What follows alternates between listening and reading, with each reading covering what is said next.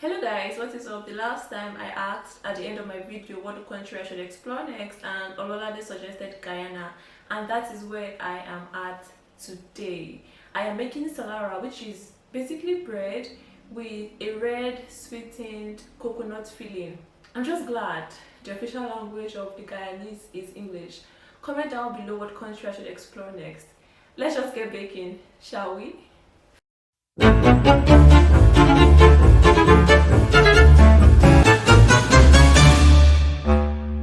We are going to start things off by getting the yeast ready. I have about a tablespoon of active dry yeast and roughly half a tablespoon of sugar for the yeast to feed on.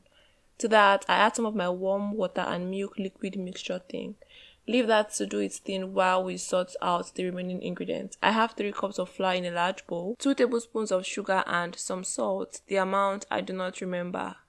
Whisk that all together and with your fingers mix in about 60 grams of butter until you really do not see anything and it looks like nothing was added. But if you look close enough, you see some little tiny lumps that signify that indeed something was added. Add the frothy yeast thing and the remaining warm watered down milk and mix until you have a sticky mess. Add half a cup of flour to bring everything together and continue kneading. It is still too sticky, so some more flour, about a third of a cup. I still don't know why, but my dough needs more flour, so another half a cup. The recipe I adapted this from used only 3.5 cups, so I don't know, man. Maybe it is the sugar because she didn't put any sugar in her dough. You want to continue kneading this thing as much as possible to develop the gluten. Going off for a bit to knead some more. Okay, I finally got what I want. It doesn't stick to my fingers and it is looking good.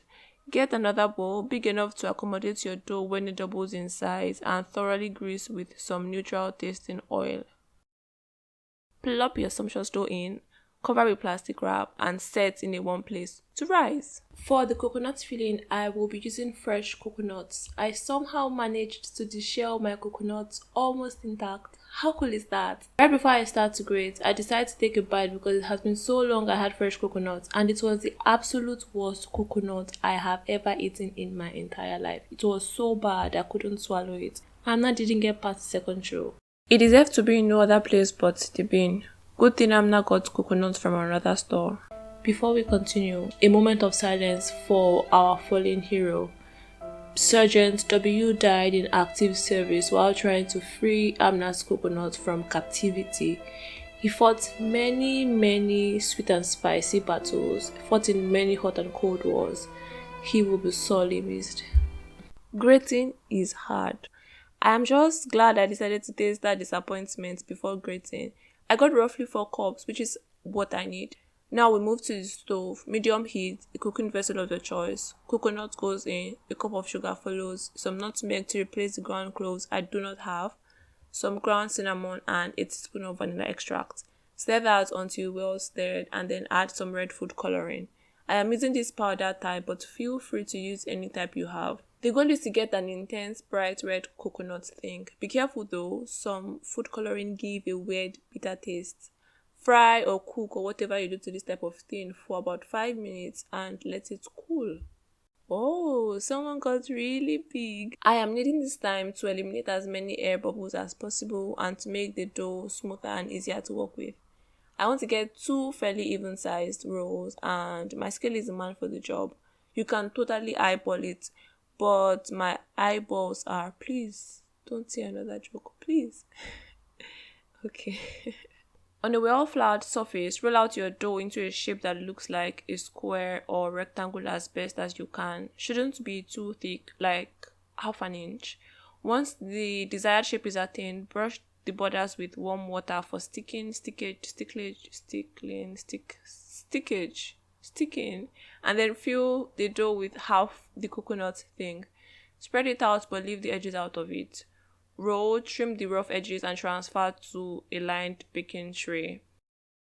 Repeat with the other roll and that is it.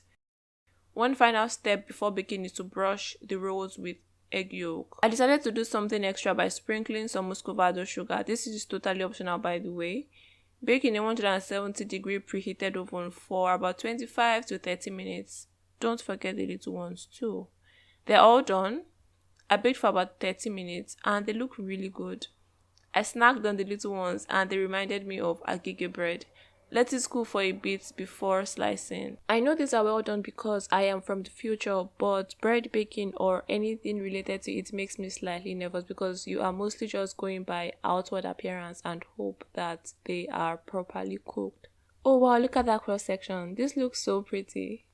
So how does it taste? I kind of have an idea because I feasted on those little ones, but I didn't really get the coconut. This tastes really good. I really like this one. The bread is, well, just bread. The star of the show is the filling. The nutmeg really comes through. South Americans love coconut and I am all for it.